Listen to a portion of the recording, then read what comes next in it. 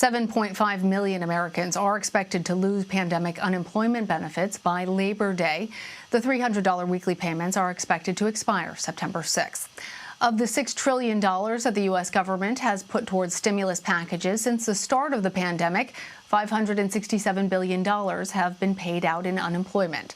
According to the last jobs report, the unemployment rate fell to 5.4% in July with the creation of 4 million jobs.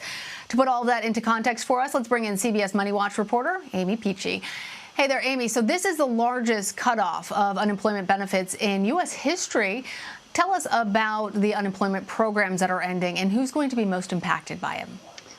Yeah, these are several new programs that were created last year during the pandemic to help different types of workers, as lawmakers saw that people needed help in ways that maybe they didn't need in previous recessions. One program is called PUA, and those are for gig workers. There's also a program that gives people an additional $300 a week in benefits.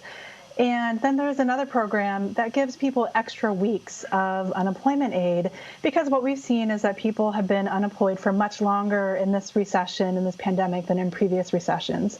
As far as the people who are most impacted, it's low-wage workers. We saw this at the beginning of the pandemic, that low-wage workers were more likely than high-wage workers to lose their jobs. Women took a huge hit in this recession in the pandemic, often because women with kids stayed home as their kids were in remote school, or their child cares were shut down.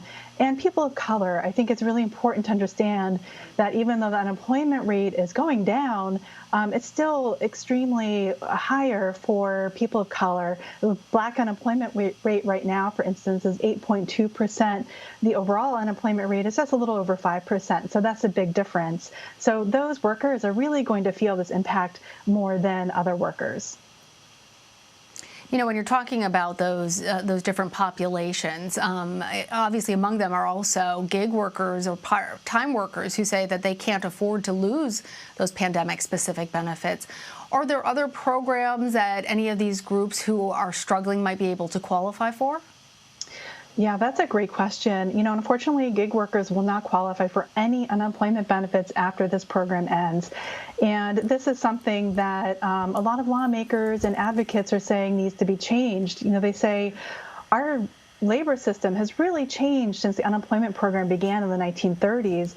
Gig work has become a way of life for a lot of people. And this program that is ending gave these gig workers, for the first time, an ability to get unemployment. Unfortunately, that's ending, and there's no other resource or recourse for them once this ends. And Aimee, as our viewers know, 26 states chose to end their unemployment benefits in June, arguing that that might encourage more people to go back to work. Do the facts back them up? And what also was the impact on state and local economies that decided to end those benefits early? Yeah, this has been a really interesting thing to watch, because those 26 states are giving us a preview of what we're going to see when unemployment benefits expire for the rest of the United States in September 6th. And economists have been looking at this data very carefully, and what they're saying is that these jobs are not coming back any faster than they are in the states where unemployment benefits were maintained. But there's also a downside in that all these benefits have disappeared, and so there's less money going into the economy. One study from Columbia and Harvard University said that there was a reduction in $2 billion in consumer spending in those states since those benefits were cut in June. So the prediction is that, in September, when these benefits cut, we're going to see a decline in consumer spending. A lot of households are going to have to really tighten their budgets and really watch their money. There might be an increase in hardship and in poverty. Some people will find jobs. That is going to happen, but there will be many people who won't and will be struggling at that point.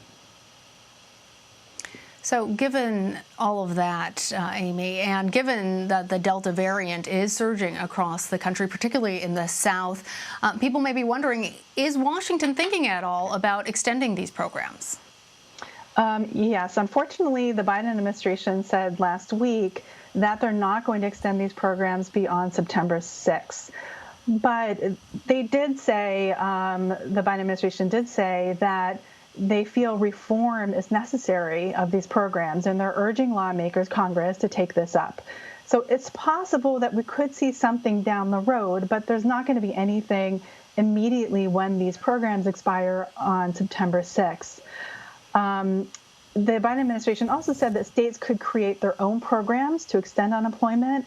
As of yet, we haven't seen any states come forward to say that they're going to do this. Yes, because obviously then it'd be coming strictly out of their own coffers as opposed to getting additional federal benefits in that case. All right, Aimee, thank you for explaining all of this to us.